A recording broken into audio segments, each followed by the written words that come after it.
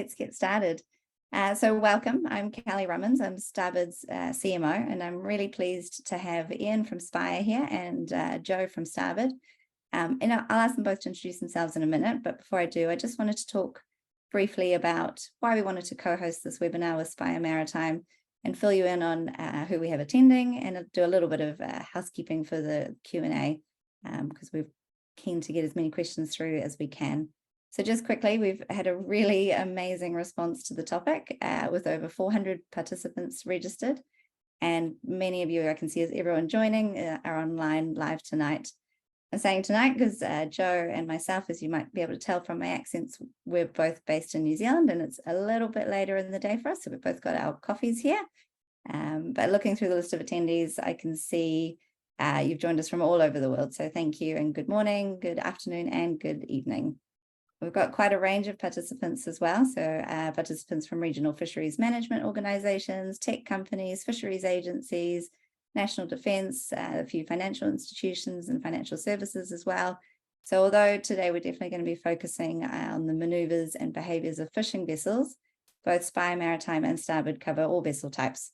So hopefully a fair bit of what we talk about today can be applied to your areas as well. So just quickly, why did we want to do the webinar today? We wanted to share how our users and our customers are making the most of AIS data to help combat illegal, unreported and unregulated fishing, or IUU fishing. And we also wanted to share a few new tools for uncovering the location of vessels that are not reporting their location on AIS, which can help support this. And often if you've been in a webinar with us before, we talk about remote sensing for this. But today we want to talk about Spire's AIS Position Validation and Starboard's AIS buoy analysis. And we're going to share quite a few examples that have come from the Pacific, where fisheries contribute well over $1 billion to the economies of small developing island nations. And the challenges in the area, they do range from underreporting of tuna in the Western Central Pacific to less regulated squid fisheries off the coast of South America, and of course, illegal fishing as well. And finally, just before I ask Iain and Joe to introduce themselves, if you've got any questions or comments you would like to make, there's a Q&A option down the bottom, so please do add those in at any time. And behind the scenes, we've got Dave and Fernando from Starboard, and also Gabrielle from Spire Maritime. So feel free to put a question in any time. And we're also recording the session today, and I'll send out the recording probably early next week as soon as it's ready. So now I'll go over to Iain. Iain, it's been great working with you, and obviously we've been working with Spire's AIS data for some time, and it's been great collaborating with you on this webinar and exploring your AIS position validation. Can you tell us a bit about yourself and your work at Spire Maritime? Yeah, sure. Thanks. Hello, everybody. Thank you for taking the time to join us live today. As Kelly mentioned, my name is Iain Goodridge, and I am the Senior Director of Radio Frequency Geolocation Products, which means that I spend a lot of time looking a way we can use our satellites to geolocate radio emissions. So signals such as cooperative signals, such as AIS that we're going to be talking about a lot today, and then signals that are non-cooperative when ships aren't using AIS, as well as using that AIS to help validate what a ship is actually reporting. So it's great to be here. I'm really looking forward to some Q&A. And my contact details are also available in the presentation if anyone wants to follow up direct. Thanks, Kelly. Awesome, thanks, Iain. And Joe, can you tell us a bit about yourself and your work at Starboard? Yeah, so thanks, Kelly, and hi, everyone. Thanks for being with us here today. So I'm Joe Corbett. I'm the Chief Data Scientist at Starboard. I've been with the company about just over 4 years now, and my role here is helping to develop and implement some of the kind of machine learning and algorithms that we have in the platform. Yeah, so I'm really excited to show everyone what Starboard's about and how we're using AIS data.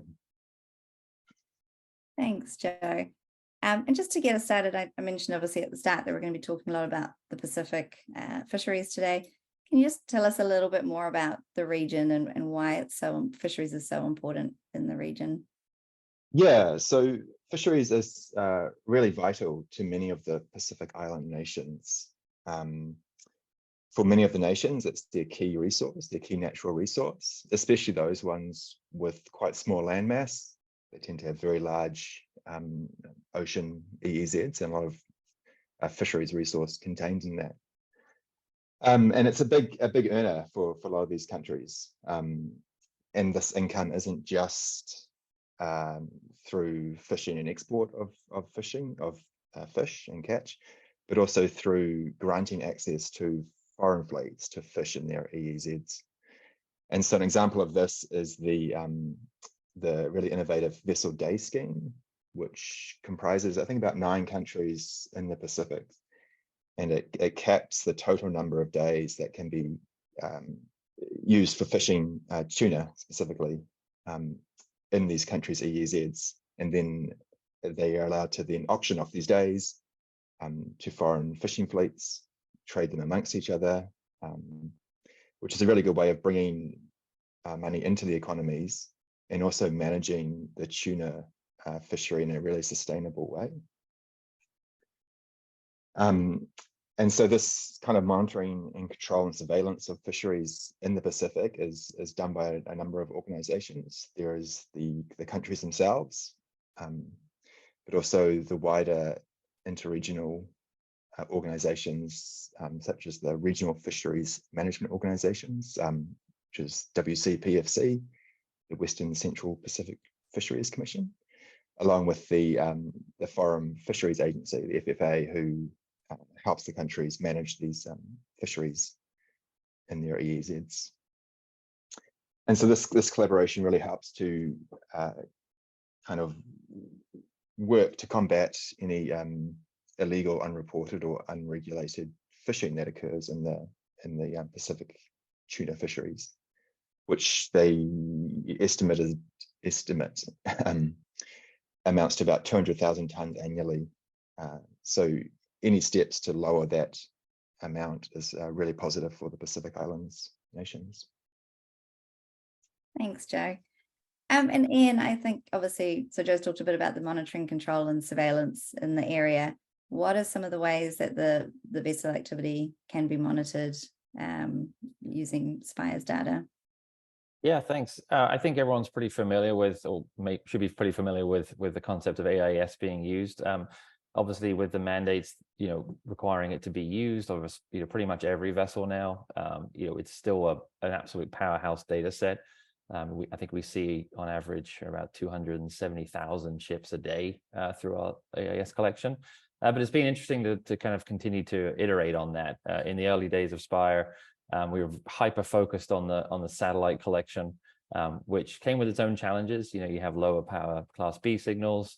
You have areas of the world that are incredibly busy, so it's extremely hard for the satellites to actually extract one of those messages. So over time, we've really invested in alternative ways of getting that data out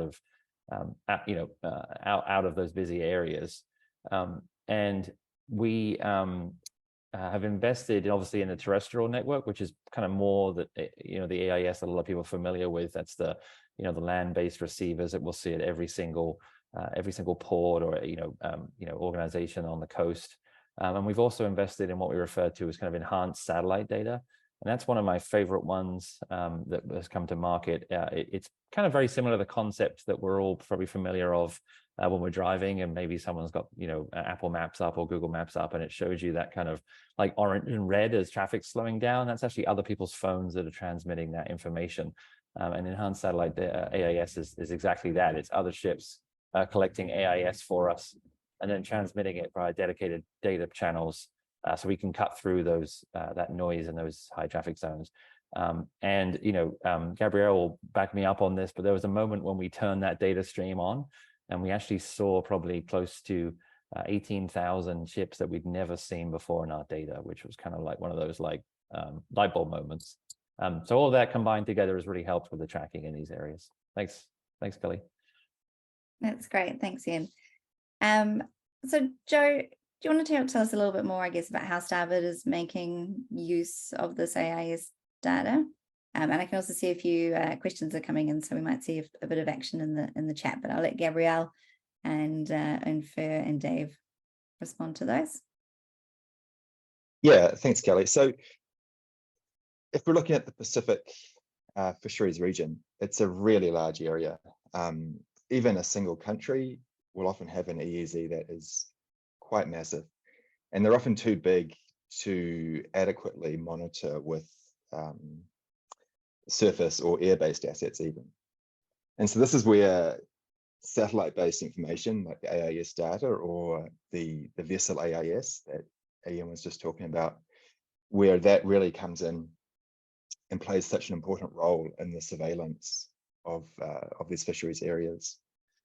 And so organizations that are tasked with monitoring the fisheries in these areas use these geolocation services to track where vessels are going through the area and make sure that they're not,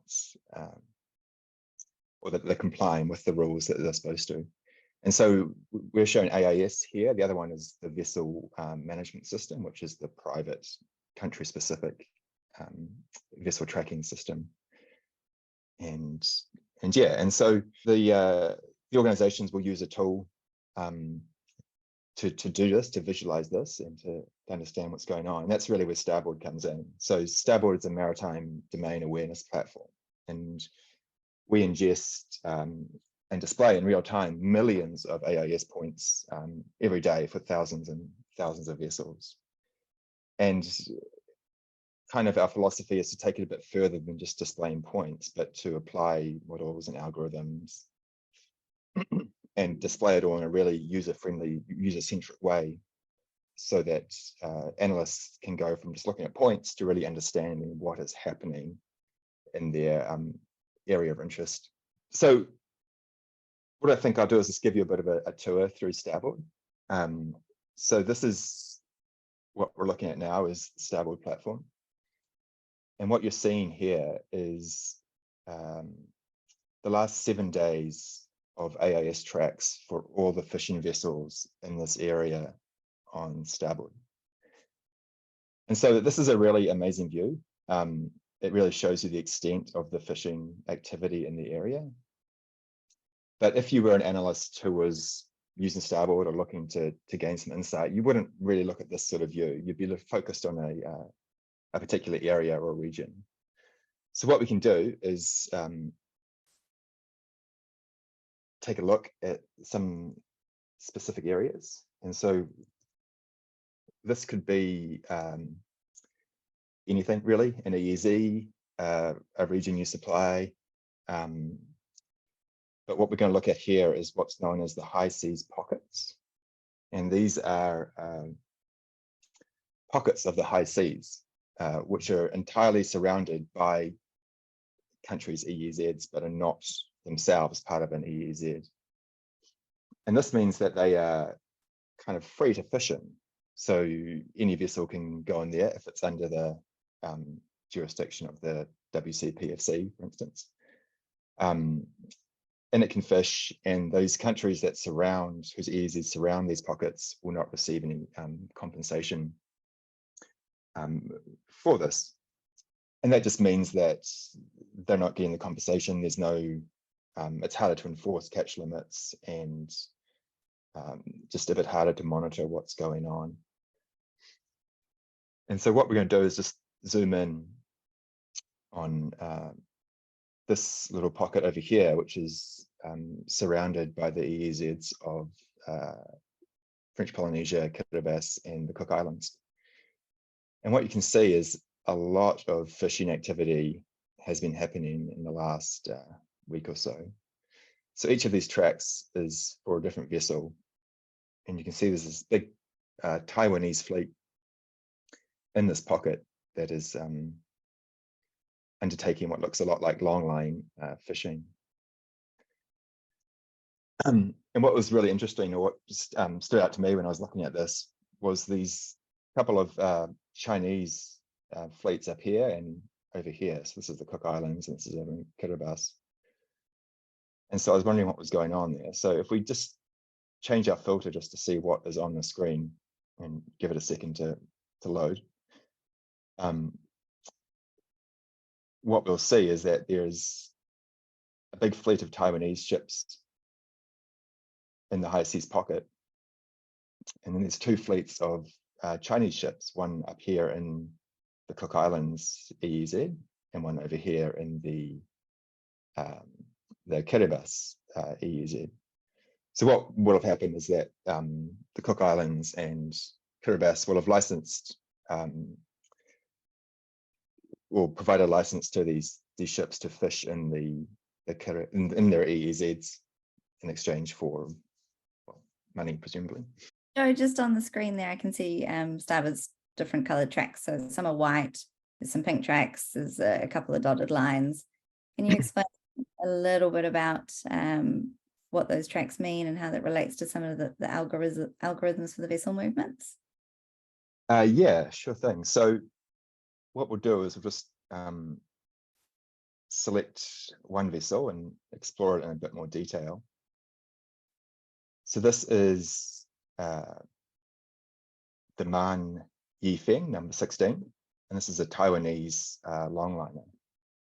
And what we're looking at here is the track that is generated by the AIS points that we ingest. And we can also just turn on the actual points. And so here you can see each of the individual AIS points that we receive that then go on to form the track. You'll notice these are a kind of purplish color that indicates that they came from a satellite-based AIS receiver. So this would have been picked up by Spire satellites and sent to us for ingestion into our platform. Excuse me. Let's turn that off. And so when we ingest this data, we apply a number of different kind of algorithms and models to the data in order to extract information and provide it to the analysts. And in the case of fishing vessels, we apply a machine learning based fishing classifier. And this is the same fishing classifier that Global Fishing Watch uses. The distinction is that we run it every hour. So we're updating the fishing results in kind of near real time. And you can see on the track, this is indicated by this pink region here. And if I just scrub through, you can see what this vessel is doing. This will be a long line vessel. So down here, it's putting the line into the water. And then it gets to the end here, lets it soak, and then it goes back again and it picks it up, hauls it in, takes the fish off, and then heads off. And so another great feature of Starboard that we've got is that we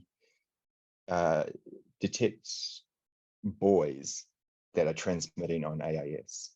So when we get a message that comes in, an AIS message, we determine whether or not it comes from a vessel or comes from a buoy. And what we can do is then associate buoys with vessels. And so if I just click on this link, here we have that same vessel, but I've also selected some of the buoys that fish with it. And a lot of longline vessels especially will use buoys attached to the line, so presumably so they know where to go to pick it up again. If we just zoom in here for a bit and then scroll through, you can see what is happening. Excuse me.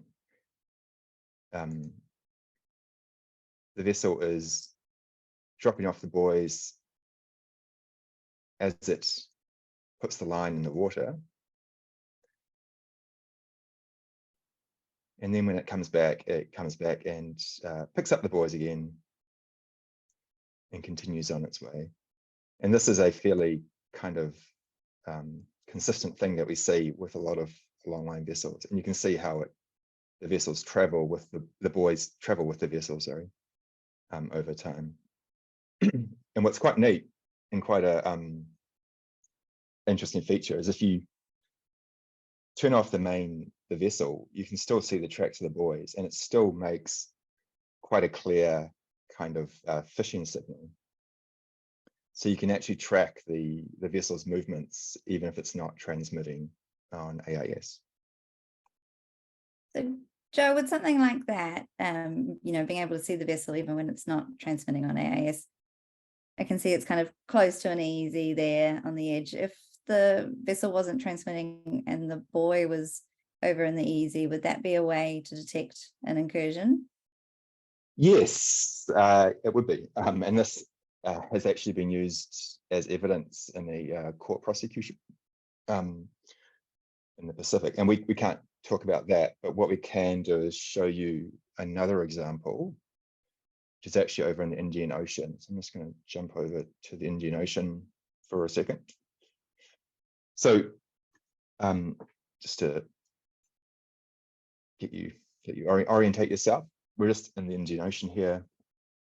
It's down from Sri Lanka, and we've got selected here a vessel Imula 0926.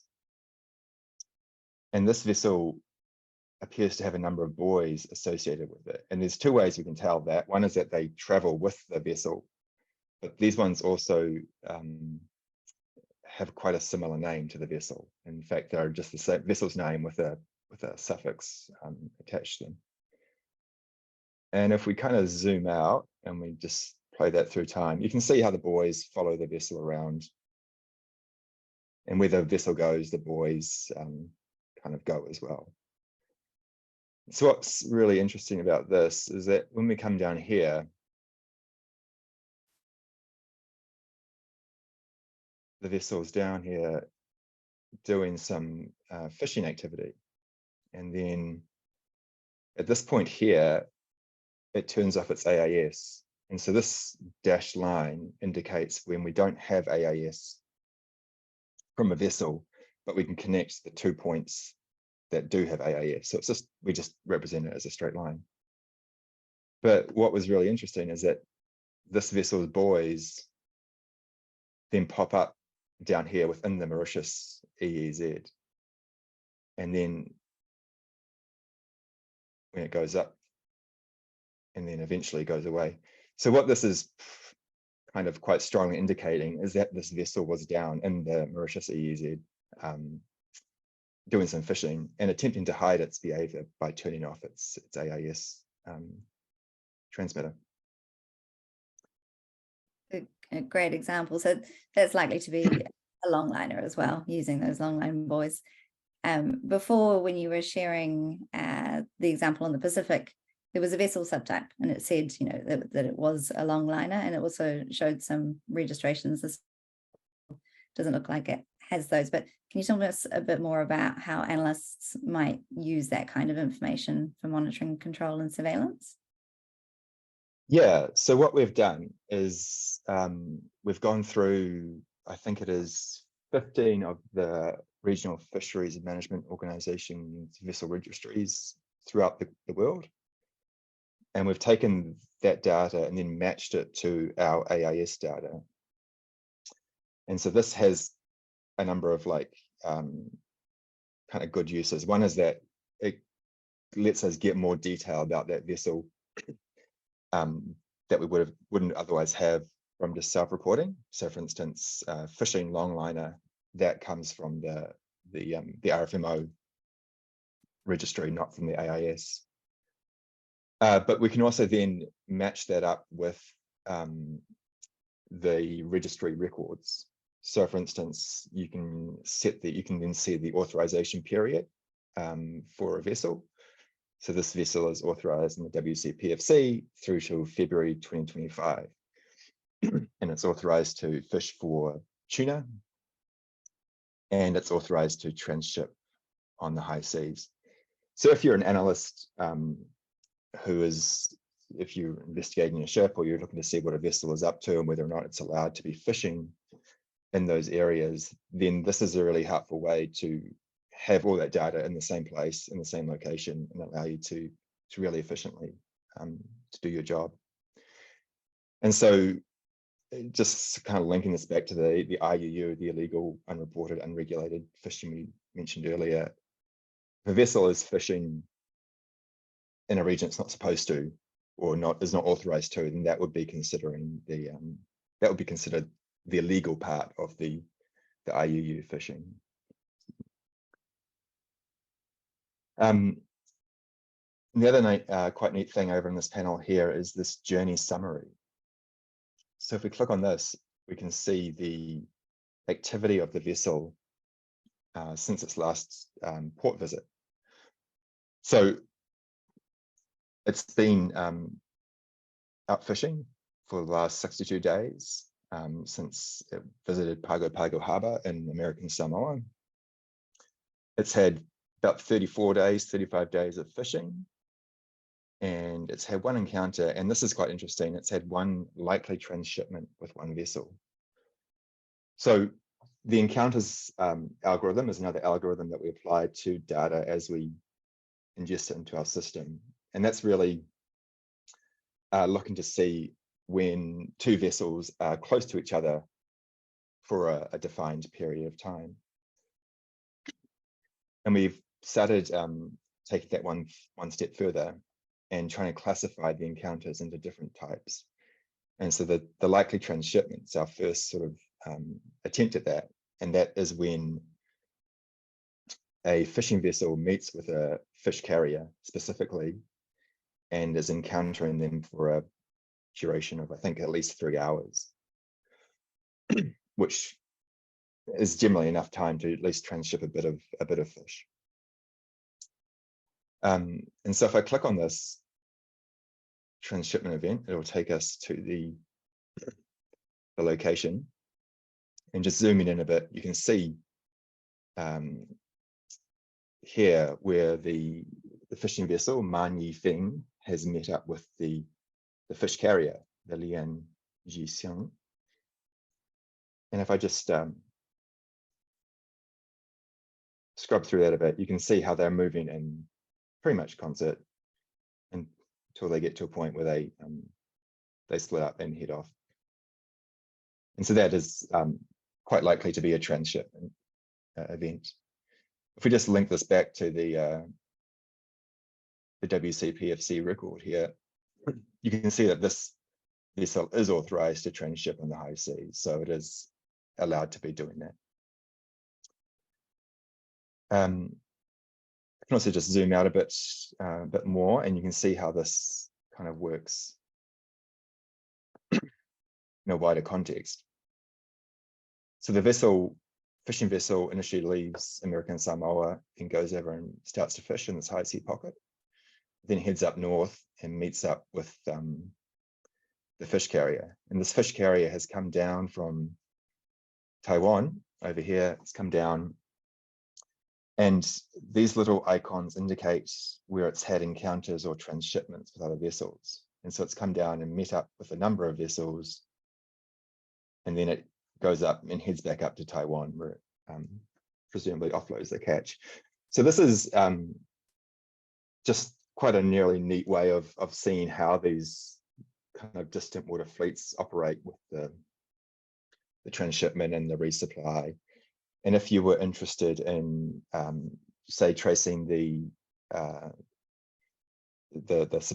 supply chain of these fish, then this gives you an idea of where a particular fish might have been caught in the Pacific or before it ends up in the supply chain. It's also quite useful if you were, say, a fisheries officer at a port that was under the port state measures. And then you could use this data to verify the self-reported transshipment events that fish carriers are supposed to report when they come into those ports. That's great. Thanks, Joe. And I think we're going to come back a bit later to chat about the squid fisheries as well in the Pacific. But Iain, we've been talking quite a lot about AIS data in general. What are the different geolocation target services, and how does this align with Spire Maritime's main AIS services? Yeah, that's a great question. So this actually all started about 2.5, maybe 3 years ago. We were challenged by a government agency to kind of have an opinion or like a way to come up with a accuracy, or not an accuracy, like pick a cell anywhere in the world and actually have a likelihood that we would be able to pick up a message there. So we could just draw a 200 by 200 kilometer block on somewhere in the world's oceans, and we needed to come up with a way to say we're 98% or 99% confident that if a ship's in that area and it's transmitting, we would be able to capture it through one of our capture methods. And that kind of led into what we refer to as kind of position validation, which was the desire to be able to take a message from a ship and ignore the actual contents of the message, so not decode it in any way, not worry about what's actually in it, and then use Doppler geolocation to validate where that transmission came from. And you can only do that when you have a large amount of satellites. Obviously, you need multiple of these messages to be able to do that Doppler geolocation. And we also wanted it to be near real time. It was really important. There's a lot of services out there that are kind of after the fact. Like we can do all kinds of analysis and go back through and say, oh yes, that fishing vessel did cross into that EEZ, but we know that a day later or 2 days later. This position validation service runs globally about every 25 minutes, and that's the data that we can now feed out to give you those alerts. And I do believe you got a slide that kind of shows the different types of alert it's looking for.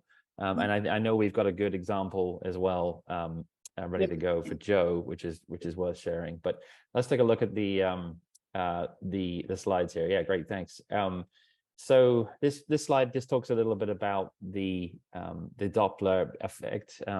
Best way to think about Doppler is next time you're out on the street and you see an emergency vehicle, you hear that siren, and just take a second to think about how different that siren sounds as it comes towards you, and then as it passes past you and goes away from you. You're actually, now I've said that, next time you listen, you'll be like, it is different, right? It is. There's a frequency difference there, and that's the best way to think about how Doppler works. So these AIS messages are being transmitted.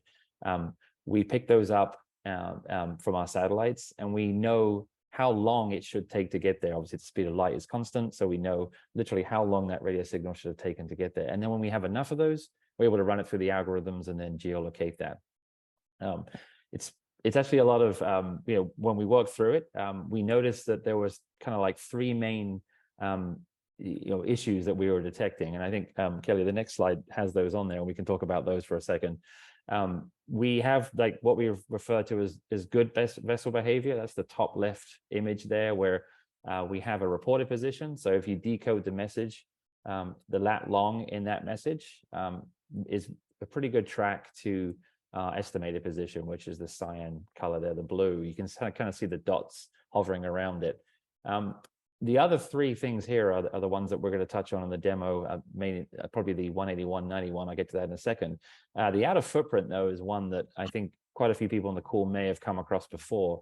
It's actually one of the favorite spoofing techniques that's out there.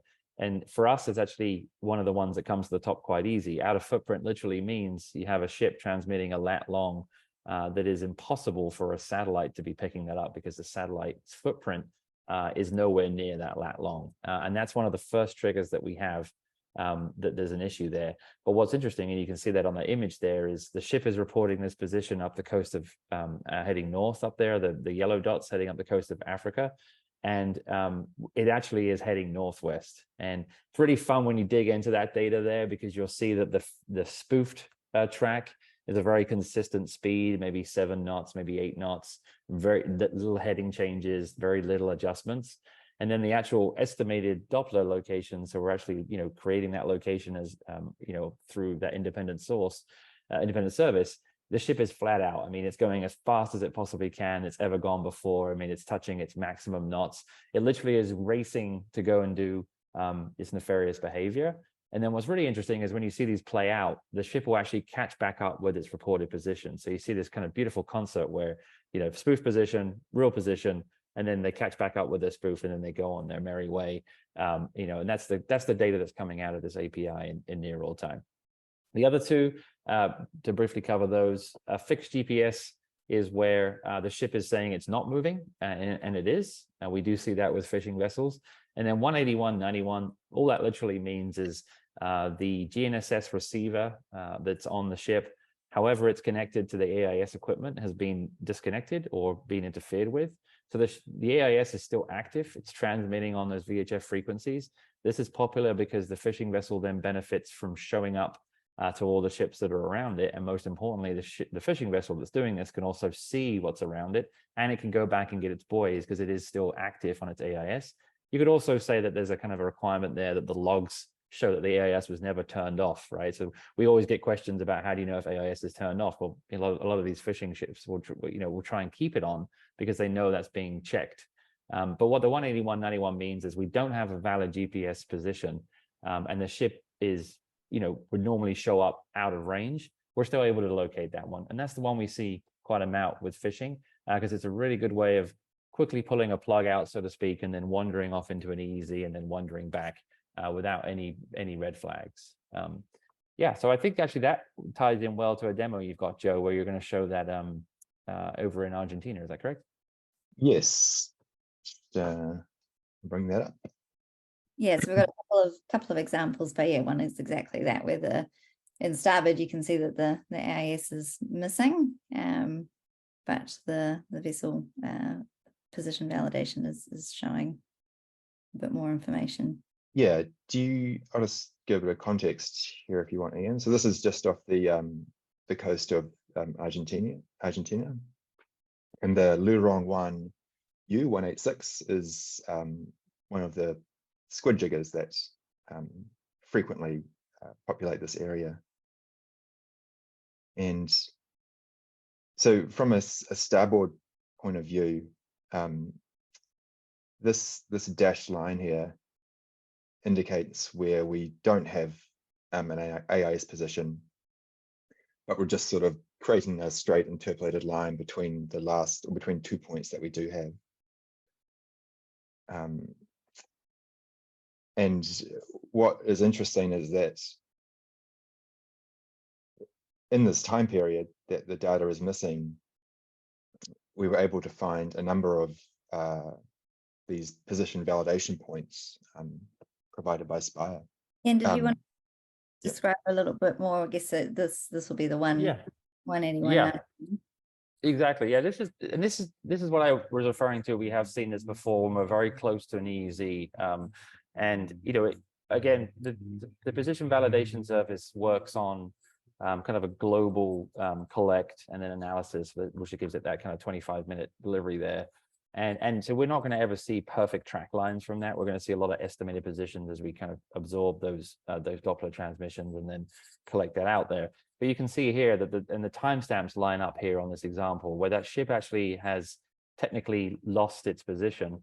What that means is it's gone out of range. So the 18191 is the lat long, and often a lot of systems will exclude that as not a good message and things like that. So it literally disappears. But at the exact same time that was happening, we were able to pick up these Doppler transmissions out there to the EEZ, and this would have happened in near real time as well. So it's a great example where if there's other assets that could be in the area to validate that, obviously on the Spire side, we'd obviously take this data to go a little further and potentially look at maritime VHF or radar use there to see if we could come up with another location in that EEZ. This has happened. I've probably seen this 10 or 20 times a week just from getting into the data. It's quite a popular technique. So thanks. It's a great demo. Awesome. And I think we've got another one which shares a little bit about a similar missing, but also an example of the out of footprint as well. And definitely an example of a vessel that's been spoofing as well, which you talked about before. Yeah. While Joe gets that up, I mean, the out of footprint is one that we see regularly. Usually 10 to 15, sometimes 20 ships a day are showing up on our alerts as out of footprint. Often following the same kind of route, which is the run over the kind of Venezuelan area, north, and right on the Atlantic there. Although recently, within the last 2 weeks, we actually have seen a ship fake its position all the way into the Gulf of Mexico, which kind of interesting, coming close to like US waters and things like that. It was an interesting one to track. And we have a lot of partners at Spire, you can imagine, in the space community, and we're able to get kind of fast access to tasking, and we're able to collect images over these reported positions and then validate there's actually no ship there. So it's kind of interesting to just pull back a SAR image or a photograph image and say, yep, there's the position. There's absolutely no ship in this area. So, go ahead, Joe. Sorry, I talked a little bit over you there. Oh no, that's fine. This is the Armon 114. Now this is a bit of a jump from the fishing. This is actually Iranian oil tanker. But so I think in this example, it was transmitting its position to be up here in the or near the Suez Canal, but the Spire PV picked it up transiting across the kind of Indian Ocean area here. So this, I presume, would have been one of the out of footprint detections. Correct. Yeah, the Yeah. satellites have about 1,000 kilometer footprint, just as in a circle for the antenna. So think about that kind of range when you're looking at those outer footprints. Yeah. And so this one's kind of interesting because it's not shown in this view, but in July it reappears on AIS and was, I believe, apprehended by the Indonesian authorities for illegal oil transfers. So it was quite clearly up to no good, and the positional validation is a really cool tool to spot vessels that are trying to hide. We're getting pretty close to time. I think we've had a lot of questions coming in through the chat, which is awesome. And I'm just going to quickly ask you to give us a bit of a teaser about what's coming up for Spire. And then I might grab a couple of questions that have come through to get you to answer them live. So we will probably run maybe 5 minutes over. So apologies to anyone if you do have to head off. But again, I will share the recording probably early next week. But yeah, so Iain, can you let us know a bit about what's coming up? Yeah, thanks. So obviously on the position validation side, there's engineering work happening to reduce the latency of that data run and also improve the accuracy. That's going to be ongoing. We're actually also looking at onboard processing of that data. So right now it's a transmit, receive, download process. We're able to put that onto our satellites to actually run on board the satellites and then download that finished result. That obviously will really speed up the the time there. That's moving away from the cooperative signals. So AIS is a cooperative signal, as it's something that we're open to collect. Moving to non-cooperative signals such as maritime VHF radio and SATCOM devices. Spire is obviously heavily invested in delivering services there that could match that kind of latency as well. So getting out of the AIS world for a second and getting into the other types of radio frequency that are out there. In the US, Spire is under contract with the NRO to deliver that type of data as well. And as you can imagine, it'd fall into all those usual kind of maritime friendly radio frequencies. So VHF, K and AKU bands, satellites, radar, and things like that. So, good. We can take some questions now, Kelly, if you want. Yeah, that sounds good. Joe, is there any questions there in the chat that's come through that you wanna answer live as well? So I think there's a question here about what countries and organizations that are currently live monitoring their AIS. So yeah, is anyone using this data in real time? So looking to see what's happening and intervening either at sea or at port. Yeah, there is a number of countries, especially across the Pacific. I think Marshall Islands is a good example of a country that is using AIS and using Starboard in particular, but they have really kind of taken to using it to see what activity is happening in their territorial and EEZ waters. I think they also just recently won an award at the IMCS network for their work in illegal fishing and stopping illegal fishing, which is excellent. Iain, I think we had a couple of questions come through over email actually, so they might not have appeared in the chat yet. One was about what are the limitations with the RFGL estimates for vessel broadcasting an AIS message at the time a satellite is overhead, and what is required for an RFGL estimate to be created. And I think you might have answered some of this a little bit in your presentation already, but that was there. Yeah, no, great question. Yeah. So currently we need about 5 transmissions from a ship in order to trigger the Doppler geolocation, and we need that to go to 1 satellite. So that's the current limitation to the service. So as the satellite is passing and receiving those signals, if we get those 5, we can calculate that position.